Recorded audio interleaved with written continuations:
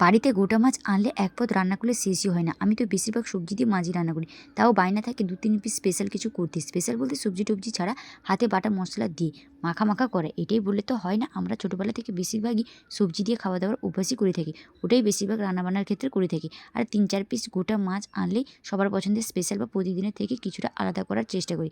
নমস্কার বন্ধুরা, আজ করব গোটা রুই মাছের বাদামের রেসিপি। এজন্য প্রথমে গোটা মাছগুলিকে কেটে ধুয়ে পরিষ্কার করে সামান্য নুন, হলুদ মাখিয়ে মাছগুলিকে এক করে ভেজে নিয়ে গামলার মধ্যে তুলে নিয়েছি। এরপর কড়াইতে তেল দিয়ে তেজপাতা, আদা বাটা, রসুন বাটা, পেঁয়াজ বাটা দিয়ে মশলাটিকে আবারও খানিকক্ষণের জন্য কষিয়ে নিয়েছি। কষানো হয়ে গেলে ওপর থেকে ধনেপাতা ছড়িয়ে আবার একটুক্ষণ কষিয়ে নেব।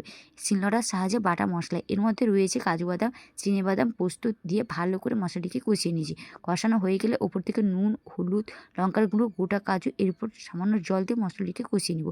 কষানো হয়ে গেলে মশলাটা ফুটে এলে ওপর থেকে ভেজে রাখা মাছগুলিকে একে করে দিয়ে খানিকক্ষণ জন্য নাড়িয়ে নেব।